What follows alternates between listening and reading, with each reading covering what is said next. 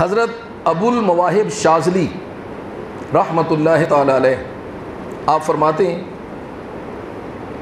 کہ میں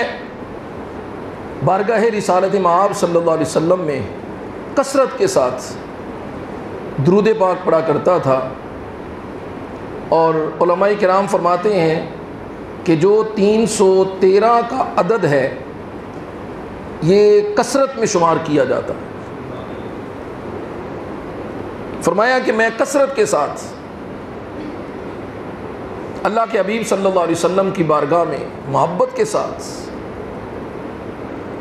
درود و سلام کا نذرانہ پیش کیا کرتا تھا کہ ایک دن آنکھ سوئی، قسمت جاگ اٹھی،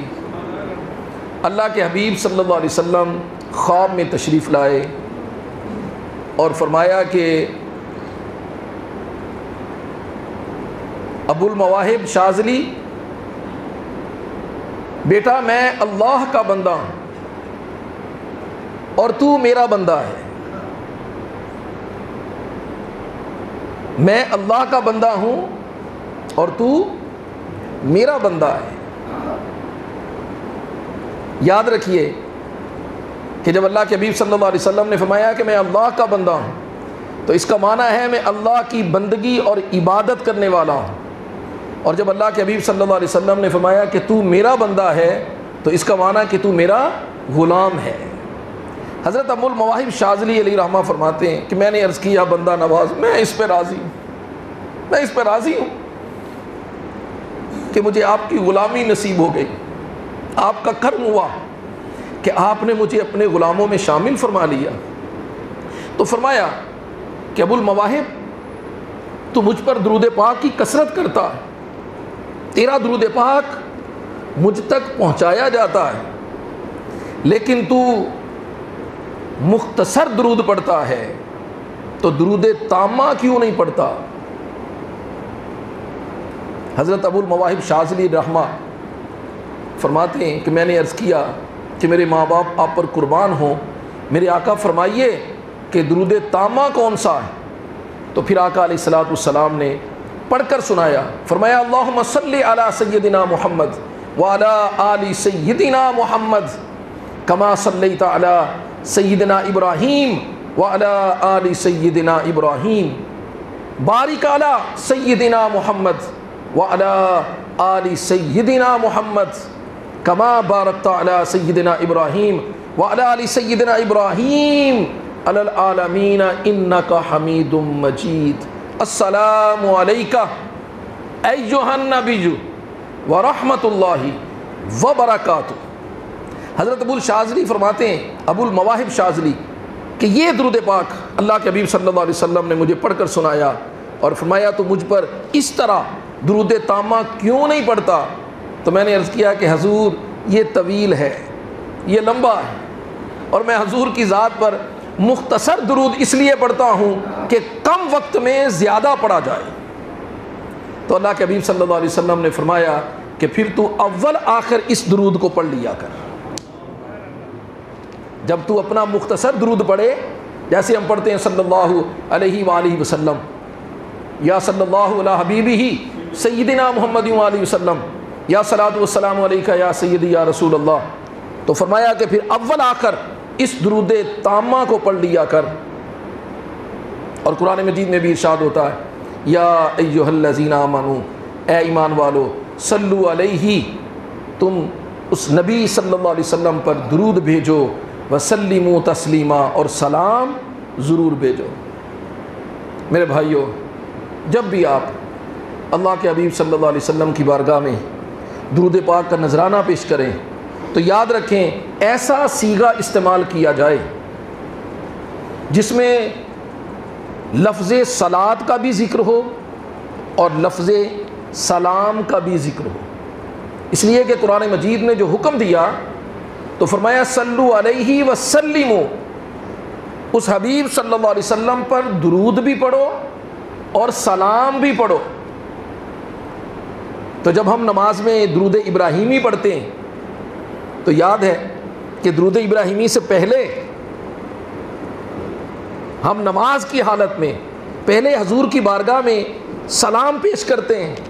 اور عرض کرتے ہیں السلام علیکہ، سلام ہو آپ پر اے حبیب مکرم، ایھا النبی، اے غیب کی خبریں دینے والے محبوب، آپ پر سلام ہو، ورحمت اللہ، اور اللہ کی رحمت ہو، وبرکاتہ، اور اس کی برکات ہوں۔ حضور کی بارگاہ میں پہلے سلام عرض کیا جاتا ہے اور اس کے بعد پھر درود کا صیغہ اللہم صلی علی محمد یہ حضور کی بارگاہ میں پیش کیا جاتا ہے کہ اللہ تو اپنے حبیب مکرم جن کا نام اسم گرامی محمد صلی اللہ علیہ وسلم ہے، تو ان پر درود بھیج، ان کی آل پر درود بھیج، جس طرح تو نے ابراہیم علیہ السلام اور ان کی آل پر درود بھیجا۔ تو یاد رکھیے جو درود تامہ ہے جس کی طرف حضرت ابو المواہب شاذلی علیہ رحمہ کو اللہ کے حبیب صلی اللہ علیہ وسلم نے حکم فرمایا عالم رؤیا میں، اور یاد رکھیے کہ جانب عالم علیہ السلام نے فرمایا کہ جس نے خواب کے اندر مجھے دیکھا، واللہ اس نے مجھے ہی دیکھا ہے، کیونکہ کسی کی خواب میں شیطان جو ہر روپ دھار کر آ سکتا ہے، لیکن اللہ نے اسے یہ طاقت نہیں دی کہ وہ میرا روپ دھار کر کسی کی خواب میں نہیں آ سکتا۔ من رعانی فی المنام فقد رأى الحق، او کما قال النبی صلی اللہ علیہ وسلم، فرمایا جس نے خواب کے اندر مجھے دیکھا تو اس نے مجھے ہی دیکھا ہے۔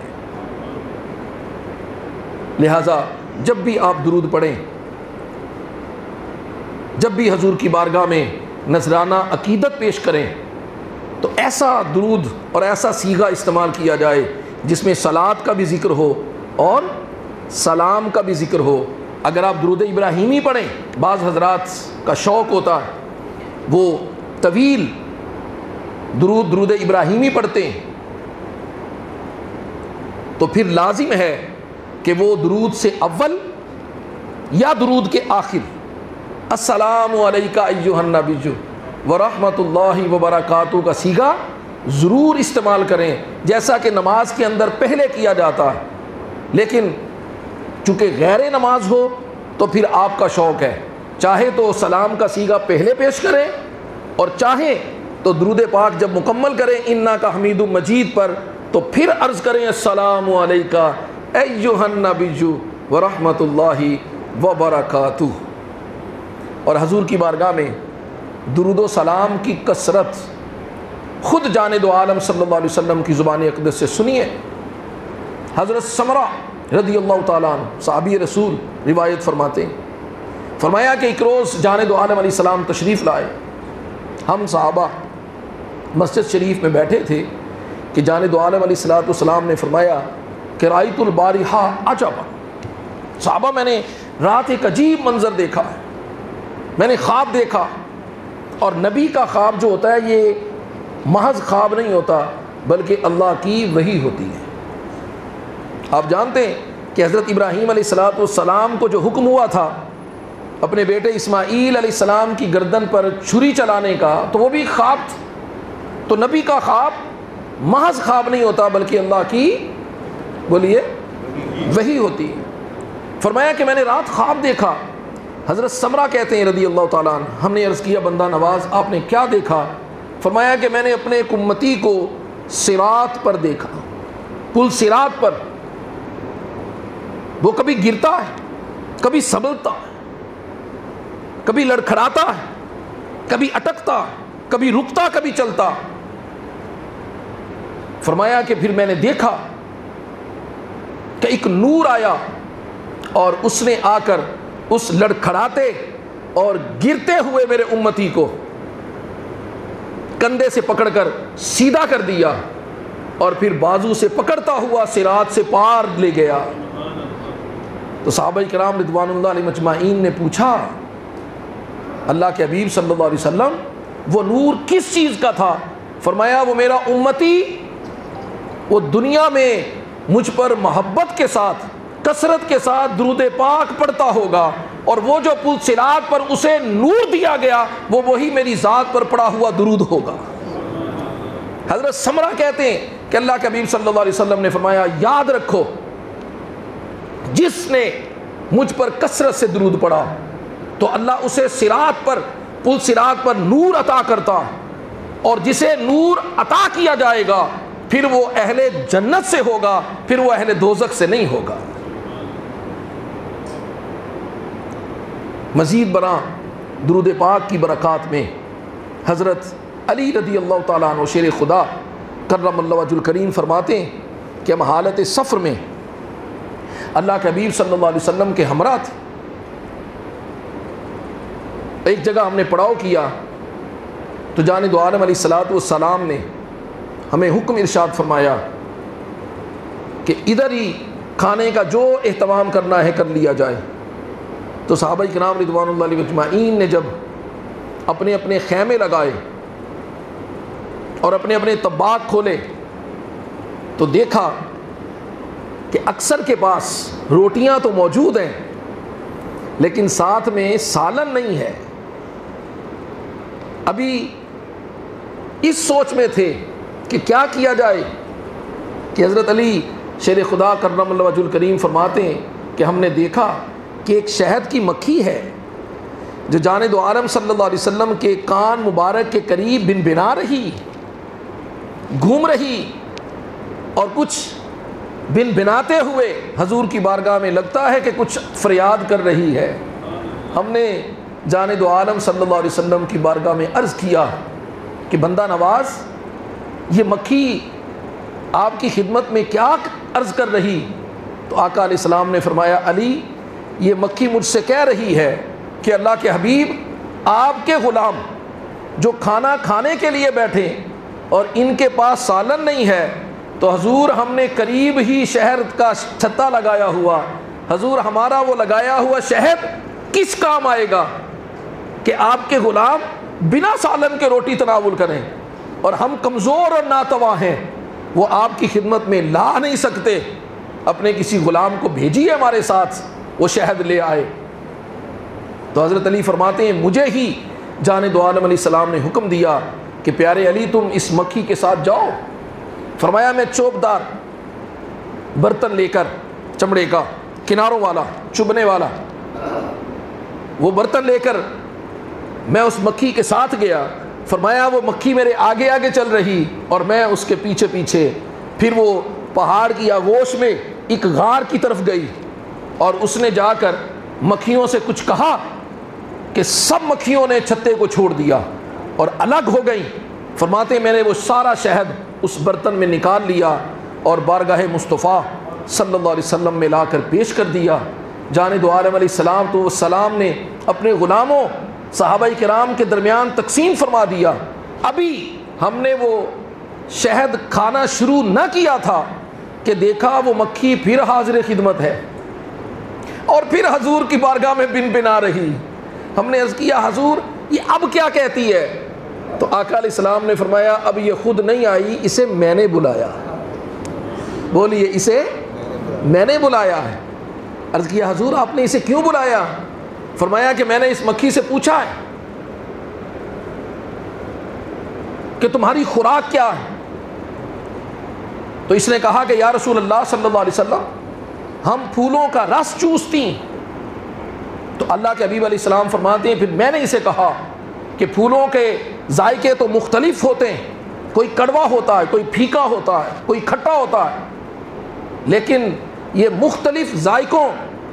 کھٹے میٹھے کڑوے پھیکے رس جو تم چوستی ہو تو پھر بھی یہ تمہارے منہ میں جا کر میٹھا شہد کیسے بن جاتا؟ تو صحابہ کرام متوجہ ہوئے بارگاہ مصطفیٰ صلی اللہ علیہ وسلم میں۔ عرض کیا بندہ نواز پھر اس نے کیا جواب دیا؟ تو جانب عالم صلی اللہ علیہ وسلم نے فرمایا کہ آقا، فرمایا کہ یہ مکھی نے عرض کیا کہ آقا جب ہم پھولوں کا رس چوس کر اپنے چھتے میں پہنچتی تو ہماری ایک ملکہ ہوتی، وہ ملکہ ہم سے آپ کی ذات پر درود و سلام بھیجنے کا حکم دیتی۔ وہ کہتی ہے صلو علی الحبیب، اللہ کے حبیب کی ذات پر محبت سے درود پڑھو۔ وہ مکھیاں کہتی ہیں کہ ہماری وہ ملکہ، ہماری وہ سردار آپ کی ذات پر درود پڑھتی ہے، ہم بھی اسی کے سیغے کے ساتھ اس کے پیچھے پیچھے درود پڑھتے ہیں، یا رسول اللہ، اللہ اپنے فضل سے وہ ہمارا پھولوں کا رس چوسا ہوا، جمع کیا ہوا جو کھٹا میٹھا پھیکا ہوتا ہے، وہ اپنے فضل سے آپ کے نام اس میں گرامی کی برکت سے میٹھا شیریں شہد بنا دیتا۔ سو حضور اس طرح وہ میٹھے شہد میں بدلتا۔ حضرات، پچھلے جمعہ میں نے آپ کو حدیث پاک سنائی تھی، حضرت عامر بن ربیعہ رضی اللہ تعالیٰ عنہ کہ آقا علیہ السلام تشریف لائے تو بڑے خوش تھے، حضور کا چہرہ مبارک حشاش بشاش تھا، اور ہم نے جب وجہ پوچھی تو جانب عالم علیہ السلام نے فرمایا کہ مجھ پر ابھی وحی آئی، اور اللہ تبارک و تعالیٰ نے فرمایا حبیب کیا آپ اس بات پر راضی ہیں کہ آپ کا امتی جب تک آپ پر درود پڑھتا رہے میں رب تب تک اس پر اپنی رحمتیں نازل کرتا رہوں۔ حضرات، حضور کا نام اس میں گرامی لیا جائے تو وہ کھٹا میٹھا پھیکا رس شیریں شہد میں بدل جاتا ہے، تو بخدا اگر حضور کا امتی، حضور سے محبت رکھنے والا اور اللہ کی مخلوقات میں سب میں سے شرف رکھنے والا، اگر وہ حضور کی ذات پر درود پڑھے تو یقین جانیے دنیا اور آخرت میں ہماری قسمتیں، ہمارے نصیبیں جو کھٹے پھیکے میٹھے گرتے بڑھتے ڈگمگاتے حضور کا نام لینے سے انشاءاللہ دنیا اور آخرت میں برکات سے بھر جائیں گے۔ فرمایا کہ اللہ تبارک و تعالیٰ نے فرمایا حبیب کہ آپ اس بات پہ راضی ہیں کہ جتنی دیر آپ کا امتی درود پڑھتا رہے میں اس پر رحمت نازل کرتا رہوں؟ تو میں نے عرض کیا کہ مولا میں اس پہ راضی ہوں۔ تو حضرت عامر کہتے ہیں پھر حضور نے فرمایا کہ میرے غلاموں اب تمہاری مرضی ہے، تمہاری مرضی ہے